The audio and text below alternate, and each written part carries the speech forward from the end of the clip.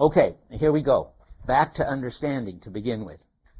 I think, and I've never been clear at all about any of this, so if you see me sort of struggling and reading from my notes and repeating myself, it's because I'm still trying to get a grip on it. But I think I had a good grip on what we talked about last time. I think that it's very important to sort out these two meanings of understanding, which is what we were doing last time. And there is, remember, primordial understanding, and that brings in the for the sake of which, and we talked about that. And then, but you can't take a stand on your own being, and that's understanding. That's a kind of understanding, which you don't have to think about, but which you just understand what it is to be you. That's the primordial kind. That's the ultimate for the sake of which kind of activity. But then but you can't take a stand on what it is to be you except by using equipment, and that's what he calls the basic kind of understanding, or the primary kind of understanding. And that's the one that I want to talk about today more. We talked plenty about for the sake of whiches and roles and all that last time, but we didn't go in far enough to the kind of basic understanding. But what I want to say, one more general thing. These two kinds of understanding have something interesting in common, which we did talk about. Neither is aiming at a goal. I can't aim at the goal of being a teacher, though I can aim at the goal of being a professor. And when I am coping in the most basic way of just being drawn in by affordances, which I'm going to talk about more, you don't have a goal either. You just act. You go through the two, go in and out, and you lean on and put your papers on the lectern, and you do it, but not with a plan, a representation of the success conditions. You just, if you've got familiarity with lecterns and doors and stuff, you just do it. And remember, I keep saying Heidegger's example from Basic Problems is you go to the classroom, you use the door, and even more, you use the latch, the door handle, and you don't need to think about that. And it isn't a goal. It's just something that you can do. You are what Heidegger calls pressing into possibilities. Now, we need to talk more about that. But I also want to avoid something. Listening to the last time I taught this, which is what I always do, which is, I know is considered weird by everybody else, but I can't help it. I have to find out what worked and what didn't. Well, what didn't work and wasted an hour was arguing about, on page 186, what in the world Heidegger means by the difference between genuine and non-genuine understanding, since he never explains it except in that paragraph. And I don't know anywhere in any of the other books from his lectures where he explains it either. And since I don't know what it means, and it doesn't seem to make any difference anywhere else, we're just going to ignore it. If anybody wants to bring it up in office hours, I do have an idea. And I have a whole interpretation of what it means in my commentary, but it's just made up. I mean, I have no text to back up this. If I had to fill in those words, I can tell you what I'd say, but I'm not going to tell you what I'd say because it isn't important. So that gets us to where we want to be. In the background from now on of what I'm going to say today is that we want to understand understanding in such a way that we can understand the move from understanding to interpretation. And there is, I guess, two or three, I don't know which, interesting, important, difficult issues involved in that. To begin with, understanding can be thought of as preconceptual and interpretation as conceptual. And that's a big issue. If any of you have had McDowell or any sort of current stuff in philosophy of mind, philosophy of action, and Heidegger has a very interesting and a very sophisticated view of what the preconceptual is and how you get from there to the conceptual.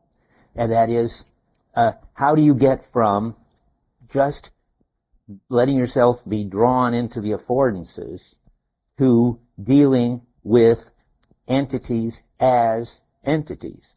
That means dealing with them as substances, with properties. And how do you get from there to logic? So it's not going to be done till next time. But a fascinating issue that nobody has anything interesting to say about, except maybe Sam Totis, who I mentioned, and whose views about it, though he sees the problem, his answer is pretty implausible. So nobody's got anything interesting to say about a very interesting question.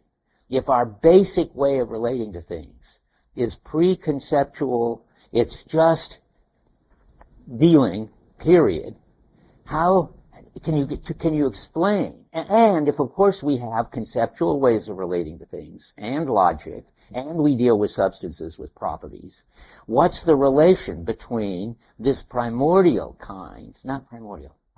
kind of pressing into possibilities, which is basic for us having a world at all, and our ability to think? That is, to encounter substances and study their properties and their aspects. I'll talk more about that. And this is what's happening in this chapter. Heidegger's going from a most basic way of being in the world that people have, and that most philosophers have never even glimmered, and even now people like McDowell, whom I'm arguing with all the time in the literature, haven't even glimmered yet. Heidegger's going from this most basic kind of coping. The only person who's got it and understood it is Merleau-Ponty, as interpreted by Sean Kelly. But I mean, they go from this very basic kind of coping, to the most formal kind of logic. How do you get there? Well, this is a story about how you get there. It's in this, what I'm going to talk about today, are the steps. I'm not going to get to logic, I don't think, but are the steps by which our experience gets converted from transparent coping to thinking. And the object of our experience gets converted from letting yourself be drawn in by affordances to thinking about substances and their properties. And it's about how you get change from a Dasein who is transparently coping pretty much like an animal, although there are distinctions, which, again, I'd be glad to talk about in office hours, but not here. For us, it looks pretty much like you go from being this open head turned toward the world to being something like a subject. Of course, you're never completely a subject in the Cartesian sense, because you're never completely self-contained and autonomous, but you at least you think, you have ideas, you have feelings in you and moods when you're being weird. You've got a mood that nobody else has. It must be in you and not in the public atmosphere. You've got your own skills, and well, I don't know. That's not part of you as a subject. That's part of you as a Dasein at basic level. But anyway, there is some, I don't know how is the right way to characterize it, but there's something that you are when you're not just being drawn in by affordances, which has been misunderstood as self-sufficient subject, but something there has to be brought out. What do you become, and how do you become it when you stop just being drawn in? All that is in here, in this important chapter, in such a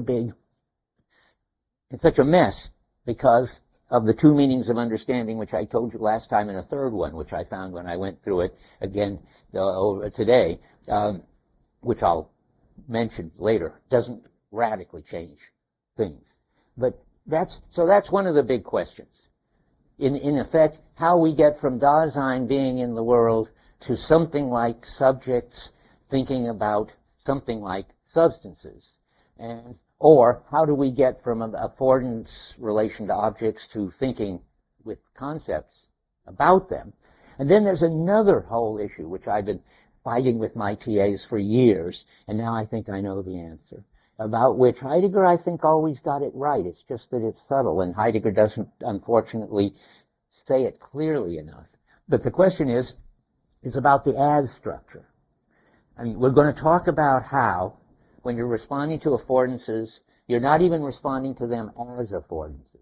You're just responding. And then interpretation brings in the as structure. I just blurted it out now, but I'll read passages and say more about it in a minute. But the question is, Heidegger says, that the as structure is a basic feature of the world. And that makes it sound like the as structure, so to speak, goes all the way down, that there's nothing more than tables, which are things that I'm not even thinking. The stuff which we experience as a table, and the stuff we experience, the whatever we experience as a door and so forth, that's what the world is made up of. Stuff that affords things, and you see it as affording things. That's one version. But I think that's wrong. I think the as structure, well, it's half right. I'll tell you what the answer is, because then you can know where we're heading.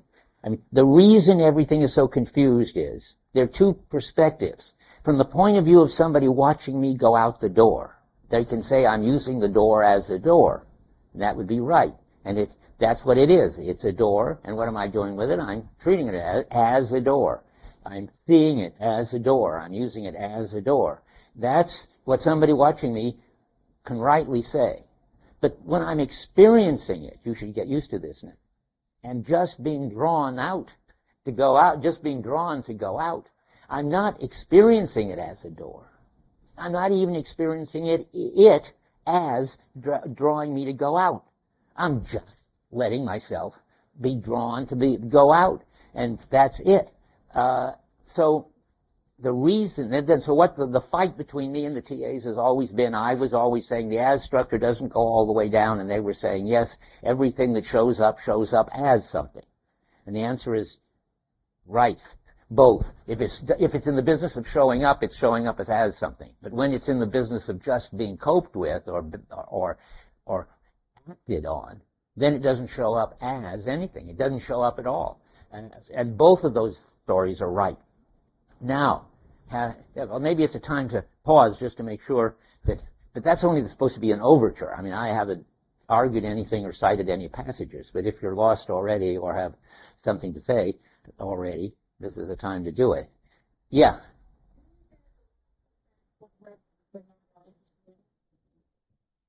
The world shows up, but not with an as structure. Good question. My first impulse is to say, well, no, my impulse is to be confused. So let me think a little longer. What pulls me in my first impulse is to say, no, I mean, you're not confused. I mean, my first impulse is to say the world always shows up as an as structure. What else could it show up as, except having things with functions and so forth? It certainly doesn't show up as brute facts the way John Searle thinks it does, and Descartes and so forth. So then you might think, well, the world always shows up as having an as structure. But this is ambiguous. Whoa, already it's confusing. Shows up to somebody looking at it from the outside, not absorbed.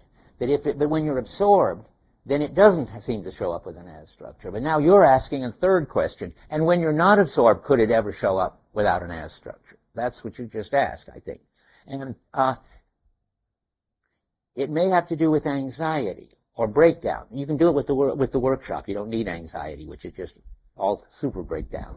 Well, remember when the tool is broken, then the workshop, the world, the little mini world of the workshop, shows itself.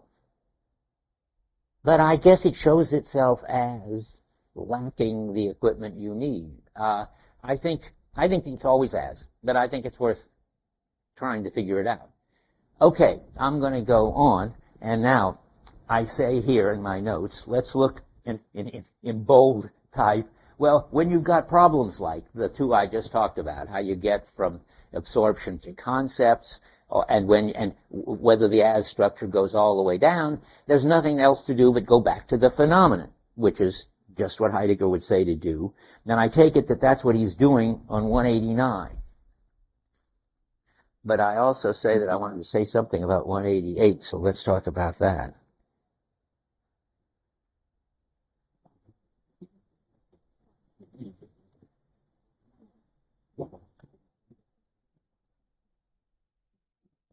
Well, that's part of the puzzle. So let's go back there. We need a lot of explaining right at the beginning of the part on understanding and interpretation.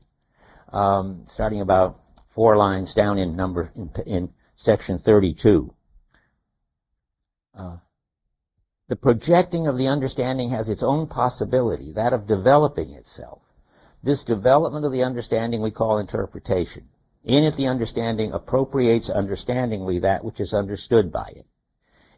Now, that sounds like there's some change when you go from understanding to interpretation. But then he says, in interpretation, understanding does not become something different, it becomes itself. Such interpretation is grounded existentially in understanding. The latter does not arise from the former. That is, you can't get understanding isn't sort of what you get when you've done some interpreting. Interpreting is what you can do when you've already done some understanding. And it's clear that whatever understanding is, it's more basic than interpretation. That's part of his claim. And it's unclear, boy is it unclear, how the understanding does not become something different, it becomes itself. But how it does that, but it's also somehow the precondition of interpretation. And how could it be both the precondition of interpretation and become itself in interpretation? It seems very puzzling. What you want to do, we haven't done it yet, but I keep saying it, is separate as much as possible the phenomenon of understanding, which is this primary kind, and the phenomenon of interpretation, so that you can do it in a way so that you can make sense of the fact that interpretation is somehow the working out of the understanding, and yet, period. That's right. Okay. Yes, that it somehow grows out of the understanding, but it does it in a way that it preserves the understanding aspect of the understanding somehow. Yeah. If you look puzzled, that's all right. He begins, I think, with a big puzzle on 188 there. But then I was going to go to 189, where he starts sort of telling us more about the phenomenon. So let's look now at 189. In the German, we're at the bottom of 148, and it says,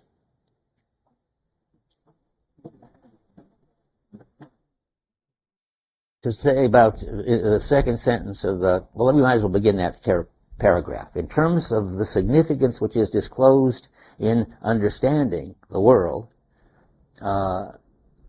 concernful being amidst the ready to hand gives itself to understand whatever involvement that which is encountered can have. Well, keep thinking about a door. So somehow what's disclosed is something is disclosed as a door. But we don't know whether that means that you just use it to go out or that you see it as a door. He hasn't settled that yet.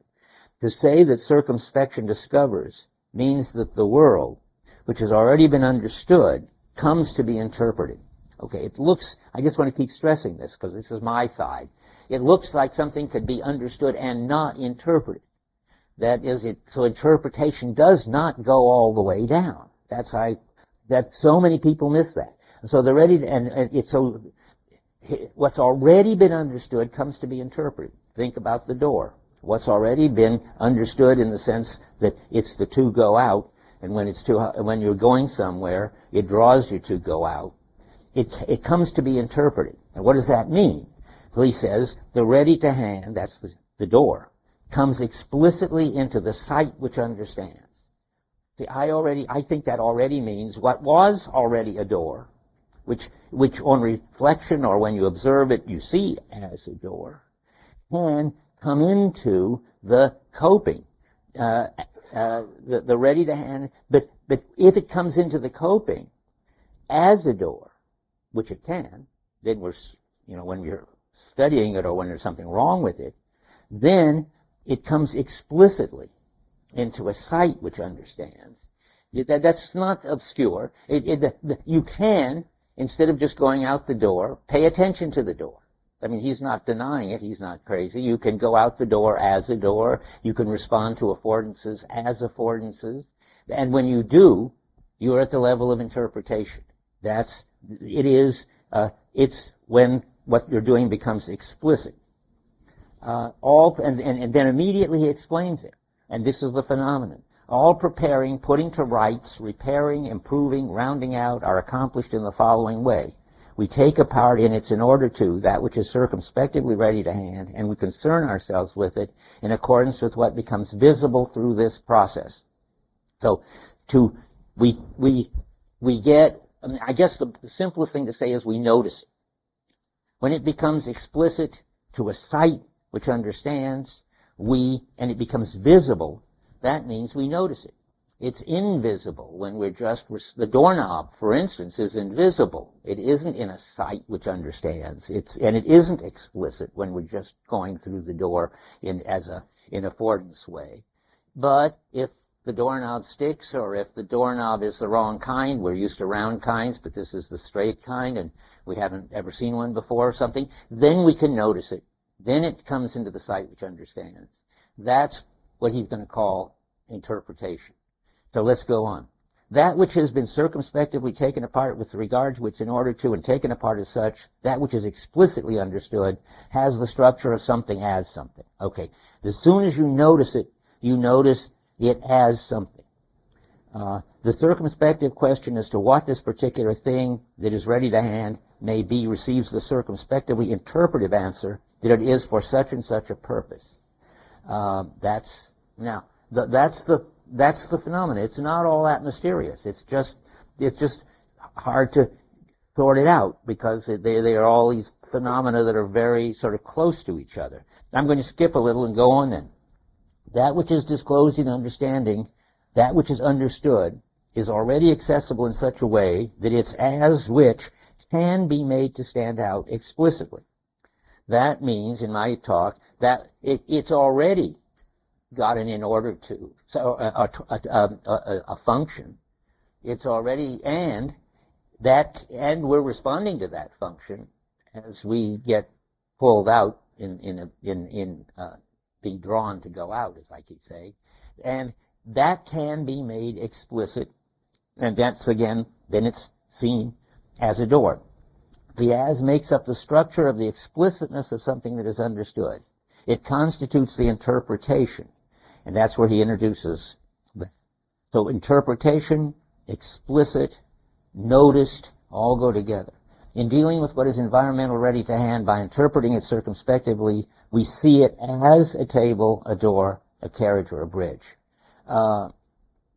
Notice that. It doesn't say in dealing with what is environmentally ready to hand,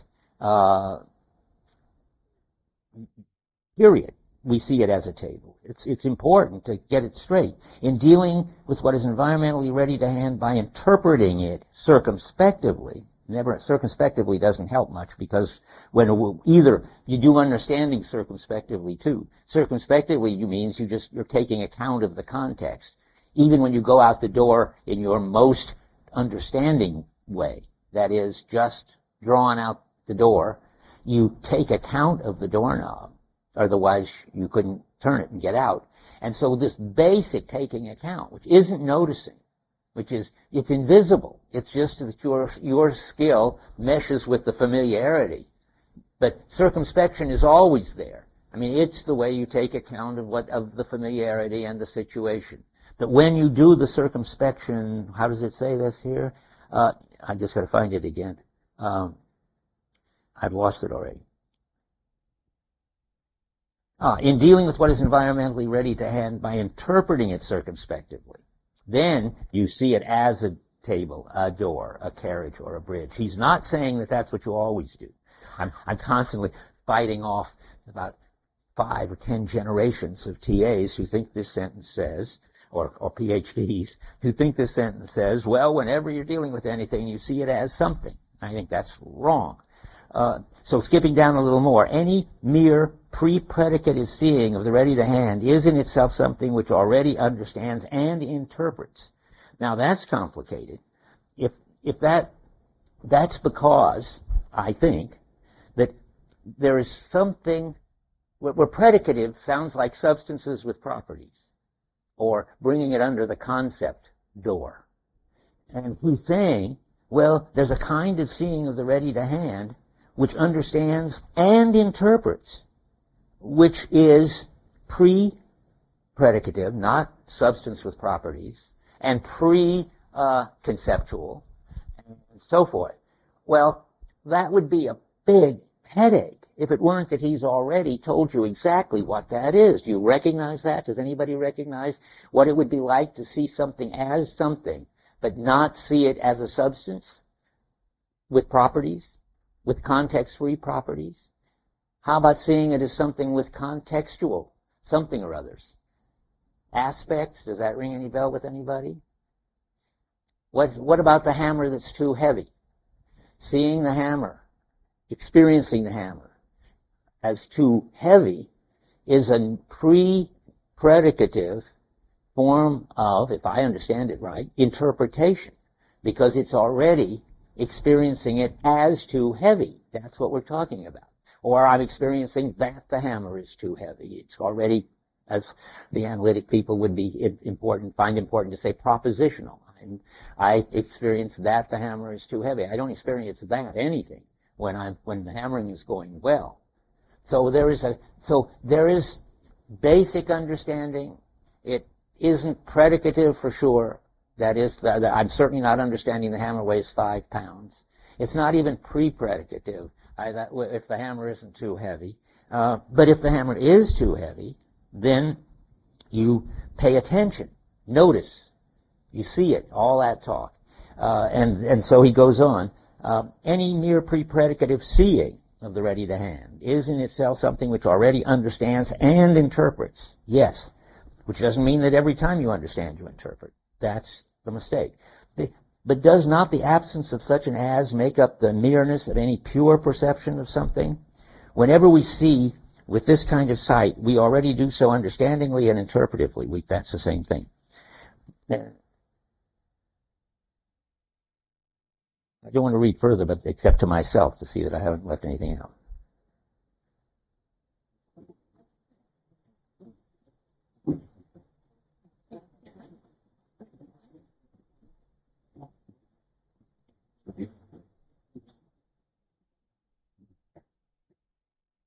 Well, that's a hard one at the bottom. I wasn't going to talk about it, but I feel I have to.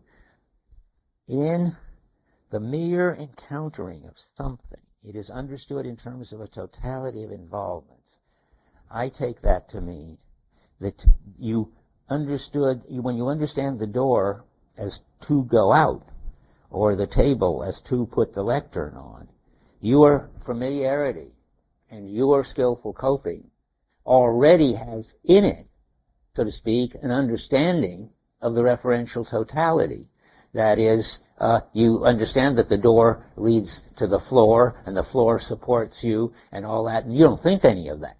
But because you've got this familiarity, which you've developed since you were a kid, of all this stuff, which all is interrelated, the table, the chair, the lectern, the light, the blackboard, and so forth, even when I transparently, that is unreflectively, unnoticingly, but because my mind is on what I'm trying to teach, I'm writing something on the blackboard, my understanding is already taking, see, now you got to be careful. I mean, you can say my understanding is already taking account of the blackboard as part of the referential totality, but you've got to be very careful there. You don't mean that that's part of that you have to think about that or notice it or anything like that. It's just like circumspection at the bottom level.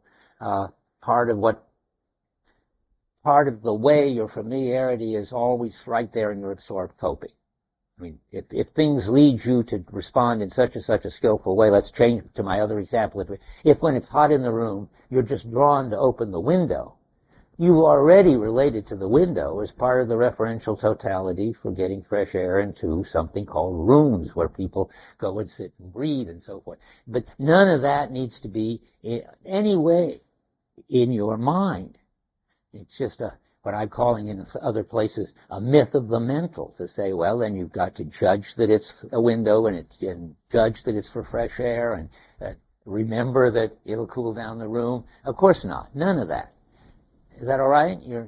People are looking a little dazed for some reason. You're looking dazed. Yeah, go ahead first. Yeah.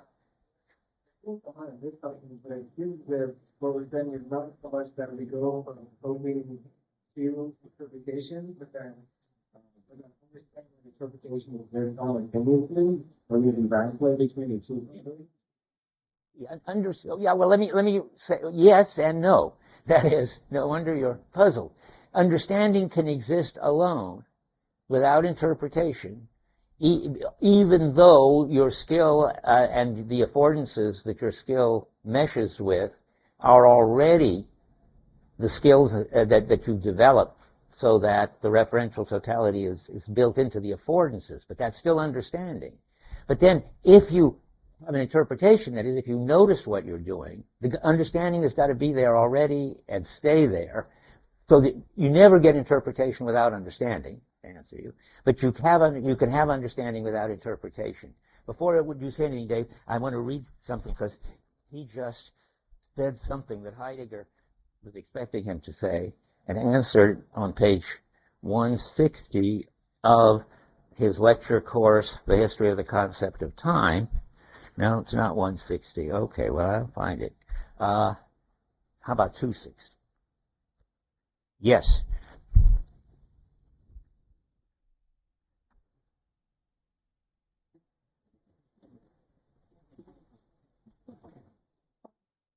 Well, it isn't quite right on, but it's very relevant. Interpretation as such does not actually disclose, for that is what understanding itself takes care of. See, that's relevant to what you're saying. That's always got to be there.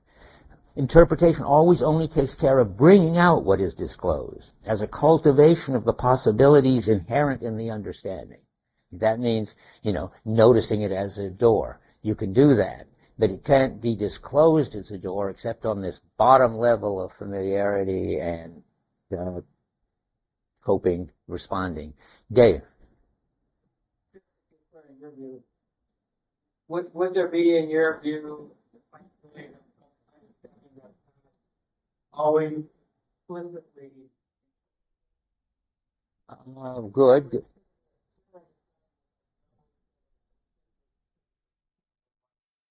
Well, that's a trick question. I mean, that's the kind of question that causes years of argument between me and everybody else. So I want to say, and this is just apropos exactly of what we're talking about. You can have if understanding means noticing, and seeing as, and thinking about it, so forth, any of that, then understanding, and if that stuff is what interpretation does, make explicit and notice, you could certainly have understanding without interpretation. However, since your familiarity is familiarity with a world, and a world already has an as structure all over it in the referential whole, doors are for going out and so forth, insofar as your skill meshes with the world, it's already got an implicit as structure, but you've got to be very careful. That's what you're asking about. Implicit as structure means, and this is the very tricky part, that you can get out of your absorption and notice what you're doing, and you'll discover that you're using the door as a door, and it already was a door, and it already had the function of going out. That's fine. But if you want to stick to what you're experiencing when you're going out at the basic level of understanding, then you're not experiencing this as stuff. You're just dealing with it, and it's drawing you to do the appropriate thing. So the trick is all around this business of explicitly. To make the as structure explicit could mean it's there in your experience already, but you haven't noticed it. That's what I think is the wrong thing to say. Well, no, even that's not wrong. It's there in what you're experiencing, namely the door. But it's not there in your experience. And you've got to be very careful or you'll become a cognitivist. It's right on the horizon. If you think that what you figure out later or notice later, namely the as structure, is already there in some way, implicitly, you've got to be very clear that you don't mean that that there is anything. Well, what? I don't know if I can put it any clearer. You don't mean that when you do notice the as structure of your experience, you notice what has been there all along. What you notice is not the as structure of your experience, but your as structure of the world which has been there all along. And that's the implicit. That's in your skill. Your skill of just responding to the two go out is the skill it is because doors do what doors do. And therefore when you reflect, you can always make explicit that you were using the door as a door. Okay, is that any help? It's very subtle. So it's an interpreting, but it's not yet taking something out. Okay, well, but if you define interpreting as taking something as something, which he does, you can't have that. Except that I'm trying to give justice to just your position, saying, but it's in the familiarity already, and you're acting out of your familiarity, and your familiarity is to, so to speak, you've been trained in your culture, with doors and so forth, to treat doors as doors. But that's, but that's not what he's going to call interpretation, I think. That's because he's pretty clear that you can have understanding without interpretation in that passage I read from the Concept of Time, but you can't have interpretation without understanding. That's, if you want to put in a slogan, that's what I'm trying to say over and over and over. That's why I knew exactly where it was in basic, in History Concept of Time, because he's trying to say it over and over in his lectures. I see a hand. Yeah, Tyler. We're ahead of the one we are, but Catholic Greece seems to be saying that interpretation is carried out in an action of certain. Well, that is serious. If that's what he says, everything I've said for the last hour is wrong. So let's look at it. What page?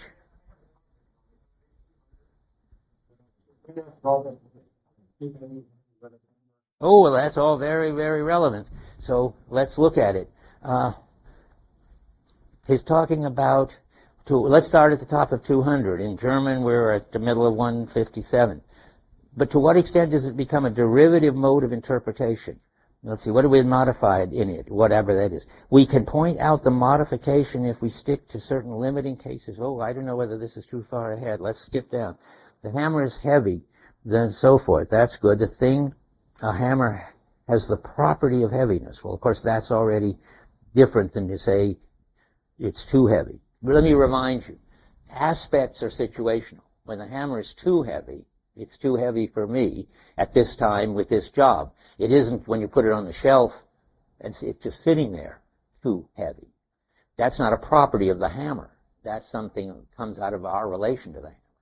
However, if the hammer weighs 5 pounds, that's a property of the hammer.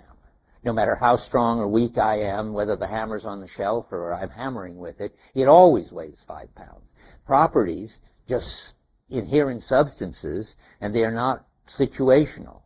But aspects like too heavy do. Now, whether that's going to be important here, I don't know. The hammer has the property of heaviness. Okay, no.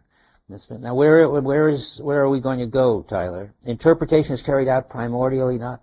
No, where? What? Oh, that's what I was just reading. Okay, I'll read it because I can put it on the pod. Interpretations is carried out primordially, not in a theoretical statement, but in an action of circumspective concern, laying aside the unsuitable tool or exchanging it without wasting words. That's interesting. Well, that suggests,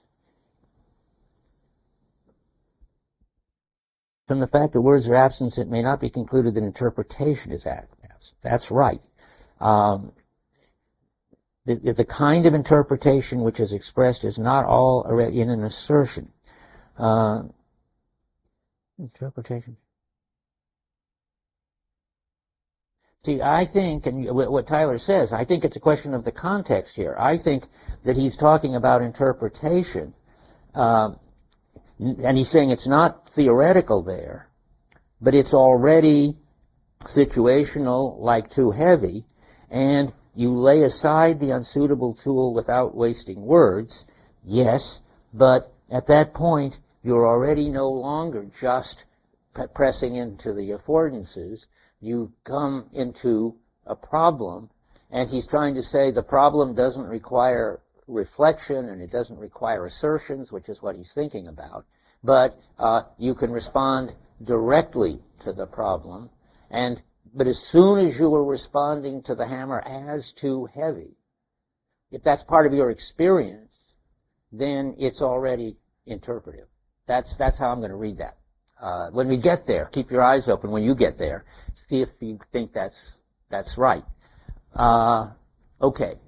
Good problems. Now, back to this. Where are we? It's funny. I've got a quote here on 189 which has to do with this pre-predicate. Oh, that's what I just read. It's the same. That's what we're talking about. We've just done it. So let me go on and look at my notes some more.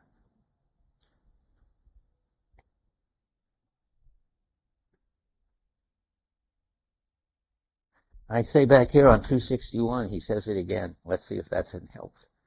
Remember, of course, that the lectures are always interesting because he's always trying to say clearer what he's... So let's look at 261 at the top of 261 of the history of the concept of time for a minute. I don't know what I'm going to get when I read this, but I marked it, so it must be important.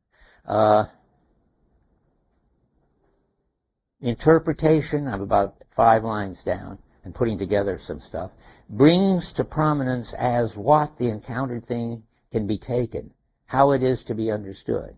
The primary form of all interpretation as the cultivation of understanding, that is, making something, more of out of understanding, is the consideration of something in terms of the as what, considering something as something. Oh, we're back to that. I don't think he's saying anything new there, so maybe I'm looking in the wrong place. Yeah, well, it doesn't hurt to repeat it, but we repeated it a dozen times. So we're getting to where the as comes into it.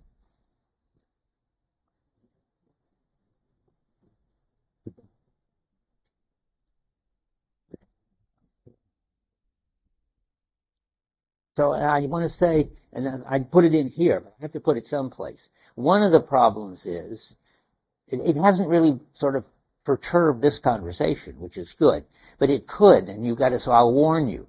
Remember that understanding means 2, or I think now 3 different things when Heidegger used it. I'll tell you the third one in a minute, but let's just do the first 2. When understanding always has got in it the relation to the ultimate for the sake of which. It's part of the familiarity, and you can have that kind of understanding.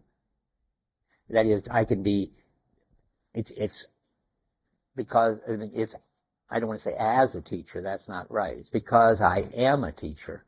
Remember, you Dasein, I should say so this, the Dasein, remember he says, in understanding is its possibilities. So I am a teacher, and that's at the level of understanding. It doesn't require noticing anything or thinking about anything. So that both at the top, I'm just repeating something I said last time, but I think it's important. It was something interesting that Heidegger's seen, that understanding at the highest level, primordial understanding of me as a teacher, which isn't something you can represent and aim for at all, because it's about a possibility that I am, not a possibility that I can achieve. You can never achieve being a teacher. You just are. At the highest level, the possibility is higher than actuality, he says, and you are your possibility. It's clear for being a teacher. But it's also clear for responding to the affordance of going out the door. That it isn't as if going out the door is the kind of possibility which will become, which you can represent as a goal and then achieve it.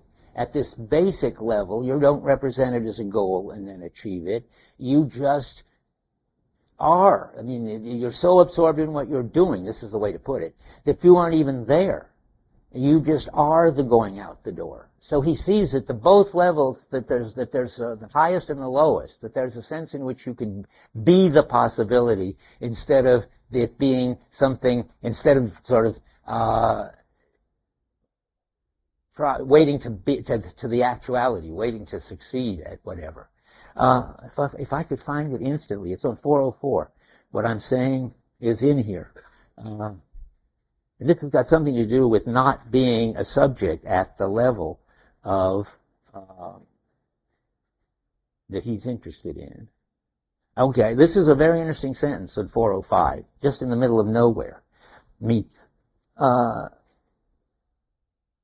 remember I say that he's also interested in showing that at the basic level of coping, you are not a self or anything like a subject. It's you just are the absorbed coping. That sounds like a weird thing to say, but I'm sure he understands it and believes it. The middle of 405, right below the sort of halfway into 354 in the German, the middle of 405, this funny paragraph, a specific kind of forgetting is essential for the temporality that's constitutive for letting something be involved. The self must forget itself. If lost in the world of equipment, it is to be able actually to go to work and manipulate something. Now, that's fascinating. And that just says, if you're really coping, if you're really in flow, if you're really absorbed, you have to lose track. There isn't any you. There's just coping going on. And the more you're absorbed, the better the coping. And if you really, as he says, if you, quote, actually go to work, that is, if you're really involved, you don't have a self. So at that bottom level, you don't have the self. So all I'm saying, why am I saying this? I'm answering something. Nobody remember? Maybe if I look here, I'll know why I'm saying this.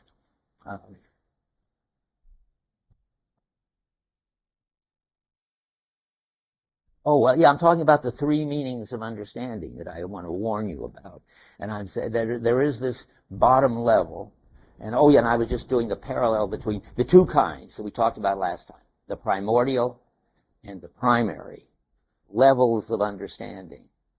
That is, the for the sake of which kind and the just being drawn into it kind are such that you just get completely absorbed. You don't represent the situation and so forth. You just do it.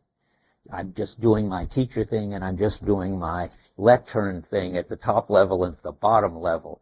And I'm so absorbed there isn't even any special me monitoring what's going on. But now, what I want to tell you is that there's a third kind, a third use of understanding. No big deal, but just getting the language straight. It isn't a new phenomenon, I don't at all. Okay, so there are three different ways he uses understanding. Primordial existential structure, that's the new one. Then there's the primary one, which we just talked about. But you have to go back now and do them in this new order. Understanding is the name for primordial existential structure. I'm going to give you a chart next time. I promised it this time, but I didn't finish it. But there's a level of these primordial existential structures. What are they? Well, there's disposedness, falling or being absorbed, better say being absorbed, and understanding. And those are, he calls them primordial existential structures. Well, he doesn't call them that, but he says the following, quote, equiprimordial with disposedness and constituting this being is understanding on 182, right at the beginning. So, no, not right at the beginning. But where on 182?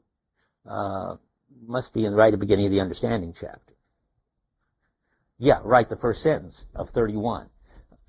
Disposedness is one of the existential structures in which the being of the there maintains itself. Equiprimordial with it in constituting this being is understanding.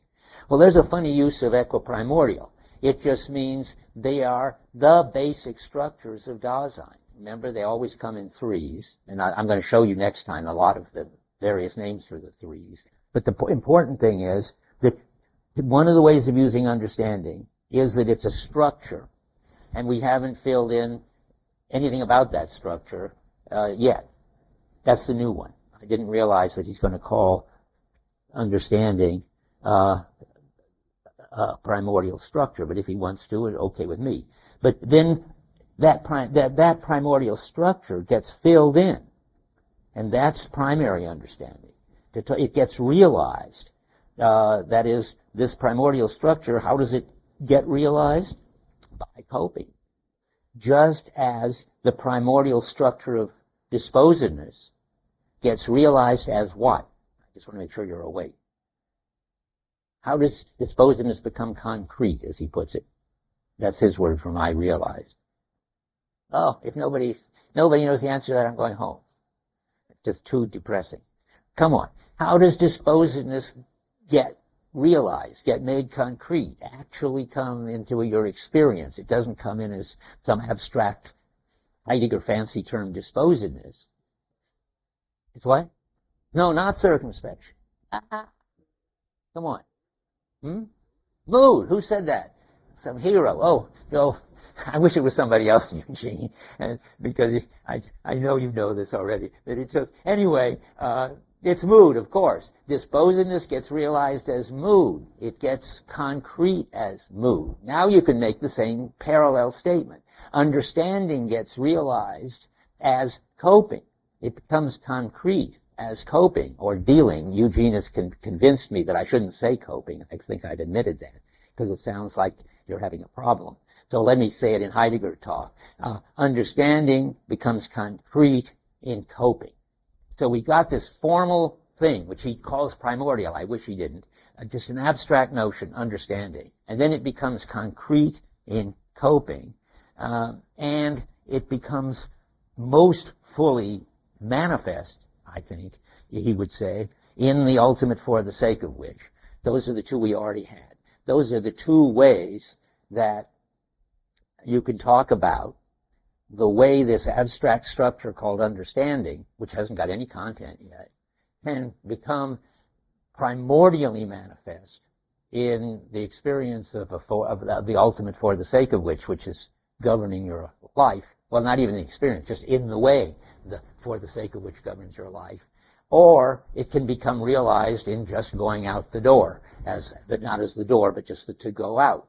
And but that's not the primordial way it gets realized. That's what Heidegger is going to call the primary way, the everyday way, the common sense way, the pragmatic. So there's something like primordial understanding and pragmatic understanding. The primordial understanding gets realized in living your life as a whatever you are. As is always in the way, just living your life, period. And the primary kind gets realized just by doing things, which you're doing all the time. Right now you're doing lots of things. You're sitting in the chair and you're staying awake, some of you, hopefully, and you're taking notes and so forth. That's the primary kind of understanding. I saw a hand somewhere, I believe. Or did I just hallucinate it? Yeah.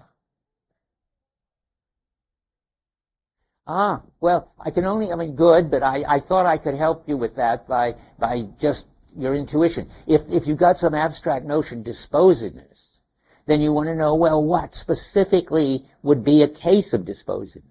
And then somebody says, well, it gets concrete in moods, but it gets concrete in specific moods. It gets concrete in fear, say, or so forth. I guess you forced me to become clear about this. To become concrete means it becomes you get an actual case of it. You get this very abstract thing, and then you want to see, well, what would it be like for this abstract thing to actually be happening? And same thing with understanding. You get this very abstract thing, understanding, and that's just a word that Heidegger just introduces, and you want to know, well, what would it be for something like understanding to actually be happening? Then you get coping. Okay? Okay. I'm ready to go on.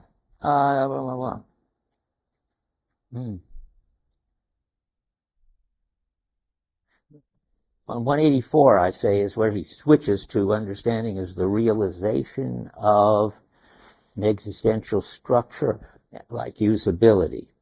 No.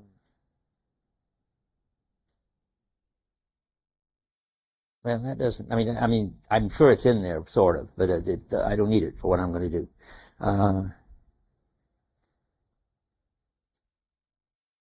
Oh, and then this important line, I'm just sort of reviewing because I see important lines that I haven't said. But I keep saying you don't have a goal, that they're just possibilities, and they never get actual. When you're coping at either of these levels, it's not a kind of Searle-like intentionality. Now let's see, somewhere on 155 he just says that, and I figure I ought to say it.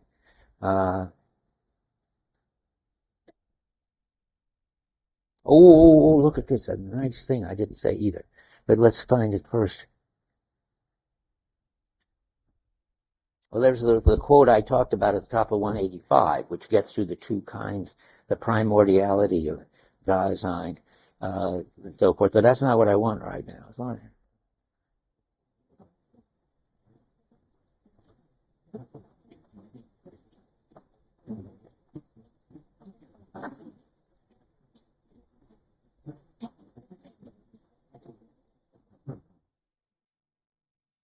Well, this is this crucial stuff. I just explained this hard paragraph, so now I'll read the hard paragraph I explained. The bottom, the very middle of 185. I'm going to start reading. This has all got to do with how you don't pay attention. Now the word is going to be thematized. Furthermore, the character of understanding as projection is such that the understanding does not grasp thematically. And oh, I've read this once before, that it shouldn't say upon which it projects. It should say towards which it projects. That is to say, possibilities. Grasping in such a manner would take away from them what is projected its very character as a possibility. That is, you don't pay attention to them as possibilities. Then you would just have something you had in your mind instead of being drawn into the affordance. Projection in throwing throws before itself the possibility as possibility and lets it be as such. That means, I think, you don't think about it as a possibility. As projecting understanding is the kind of being of Dasein in which it is its possibilities as possibilities. I don't like that. As projecting understanding is the kind of being of Dasein in which it is its possibility. Why as possibility? I don't know what that adds. Why shouldn't it say, as projecting understanding is the kind of being of Dasein in which it is its possibilities? I certainly understand that. That's when you're so absorbed in what you're doing that the self disappears. The passage I read. What is it to be your possibilities? That's good. That's good. I think that's right. It's not that you experience your possibilities as possibilities. Good. It has to be that, but that's what you really are. All that's left of you is your absorbed flow. I guess. I mean, it would be nice to look at the German. I suppose. Good. Eugene, where's our other German understander? He's not here today. Okay. Well, we could look at it later. But it's on 145. It's the end of a long paragraph. Sort of the middle, sort of the bottomish part of 145, the last sentence of the paragraph. I bet it's correctly translated. As projecting understanding is the kind of being of Dasein in which it is its possibilities as possibilities. I like Dave's version, that Heidegger's telling you what it is from his perspective, not what it is from the acting perspective. Same, I thought it would be. So anyway, we got a way out, so let's take it. So we're doing the 4 what? I'm still looking for the sentence I was looking for where it says projecting has nothing to do with comporting yourself towards a plan that has been thought out. That's somewhere on this page. So it says on my notes. I don't see it anywhere. Do you see it anywhere?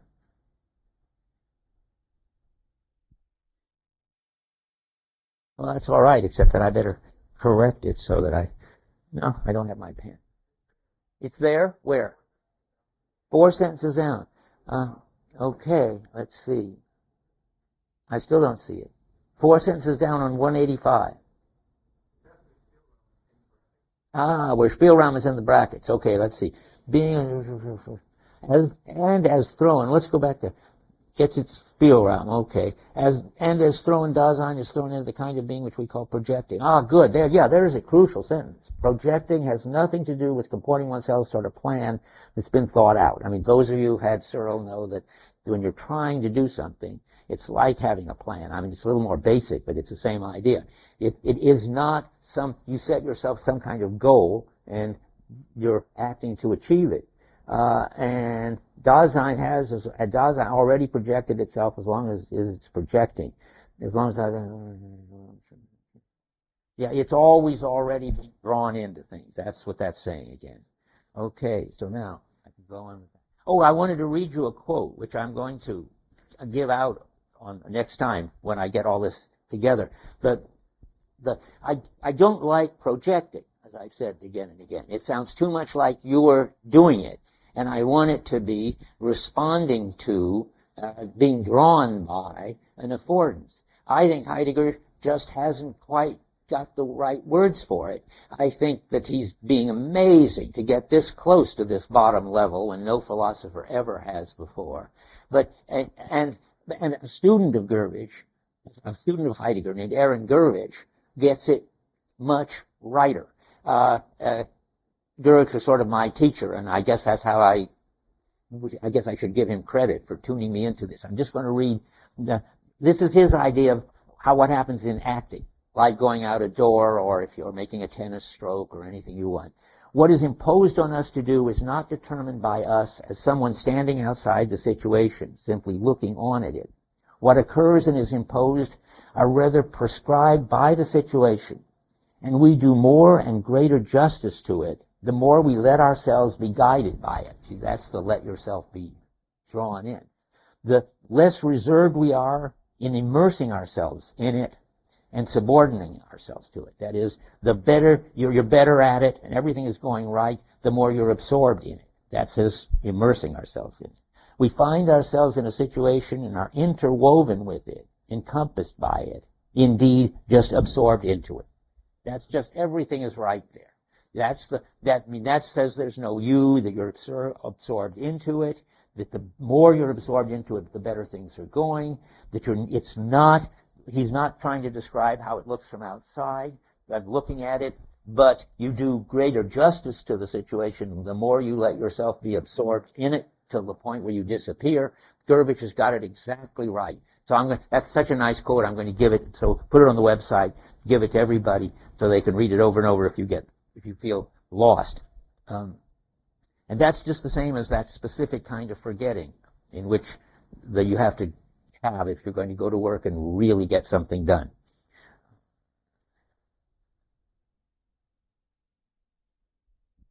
A lot of this I said already, so I have to go over it to see what I haven't said already.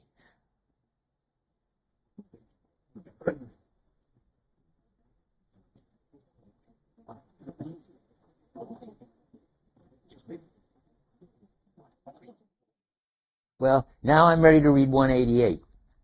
I mean, we've got enough phenomena on the plate so that we can understand. I mean, enough phenomena that we can understand as sort of abstract things. So 188. Where is it? The projecting of the understanding has its own possibility. Where is it? Okay. Yes, but I did read it already. It's the third line of that section. The projecting of the understanding has its own possibility of developing itself. This development of the understanding we call interpretation. In it, the understanding appropriates understandingly that which is understood by it. And all this stuff, which seems just incomprehensible, I hope it begins to seem comprehensible. An interpretation understanding does not become something different. It becomes itself. That sounds like this implicit story that it's been an as thing all along, but then he says such interpretation is grounded existentially in understanding. The latter does not arise from the former. And then you get the sense, well, whatever understanding is, it's more basic than interpretation, and it makes interpretation possible, and without it you couldn't have interpretation, though without interpretation you could have understanding. That's the grounding relation. That's the same thing that I read in the time lectures. Okay.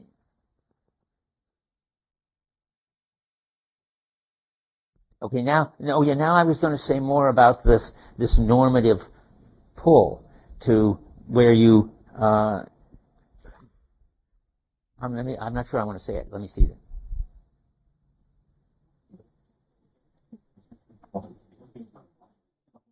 Okay, here's another way of putting it, and where he talks about the blackboard being in the wrong place in another lecture course. But I'll talk about the bench being where you're sitting. Suppose they're removable chairs. Experiencing the ready to hand is an instance, I'm just reading my own stuff, of the normative pull. The bench affords sitting. So if the bench in the classroom is facing the wrong way, we'll have to turn it around. But remember, improving is no longer simply responding to the situation and doing what the ready to hand draws you to do. Improving is always gets you to the unready to hand. And the unready to hand always gets you the as structure. So now we're experiencing the bench as for facing the lecture, and it's not. So we're going to improve it. If you move to improve, you have to focus on what counts as appropriate. You thematize the what for. That's the basic, the basic understanding understands is the what for. What does that remind you of? Well, it's the to go out. You don't experience the door, you experience the to go out. That's how Heidegger expresses that by saying what you experience is the what for. The as structure comes in as soon as you respond in terms of the function instead of responding to the solicitation that it has by virtue of having that function. I'm saying the same thing again and again. The function of the door is for you to go out of the room. That's what it does as a door. You don't respond to its function. You respond to it drawing you to go out. That's the solicitation. There are things in the world to which you're responding, but it's misleading to suggest that you experience them as things to which you're responding. That is, and here's a new slogan which I put in italics, one perceives only the invitation, not the source of the invitation. That's just the same as let me say it in terms of solicitation. You perceive the solicitation, that is, you're drawn out the door, not the window, when you want to leave.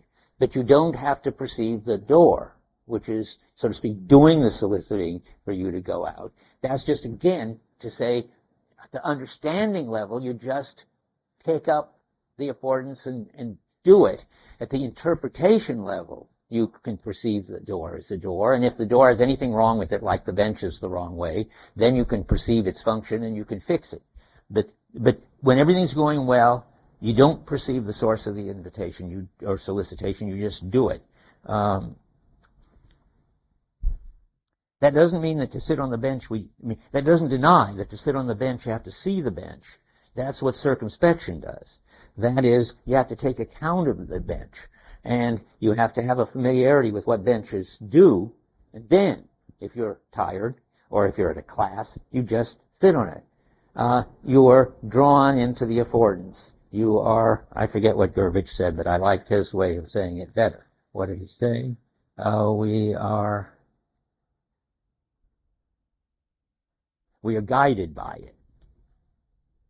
That's just another attempt to say this. Okay. So when something goes wrong, then you see something as something. I said that. That's when the ready to hand comes expressly into the sight that understands.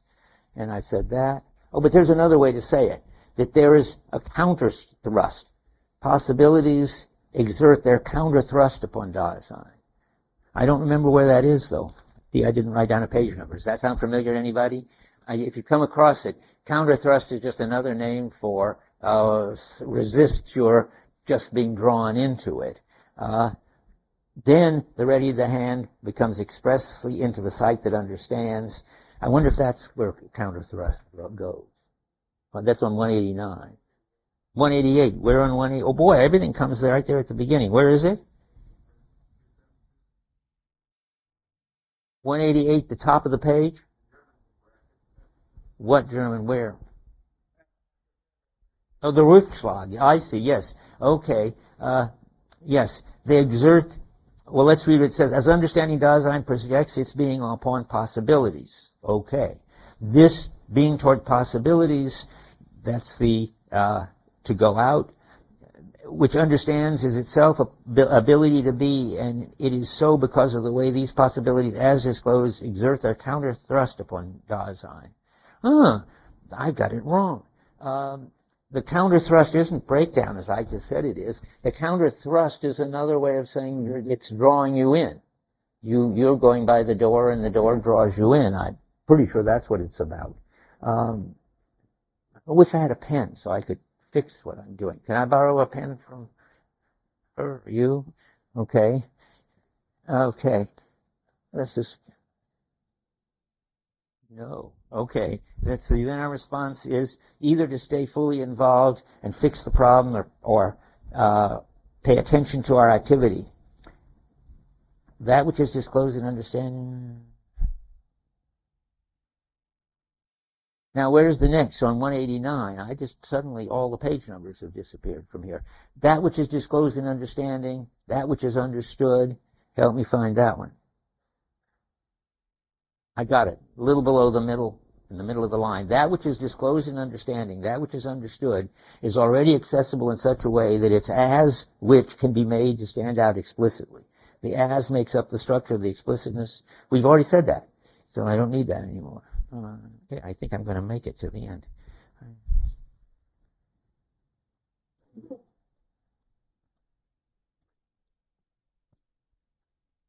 On 190, I like when something, when all my stuff is gone. Oh, here. No. I'm going to read it. Somebody will find it. When something within the world is encountered as such, the thing in question is already has an involvement, which is disclosed in our understanding of the world, and this involvement is one that gets laid out in interpretation. Again, I don't know where it is, but it doesn't matter. We've said it a million times.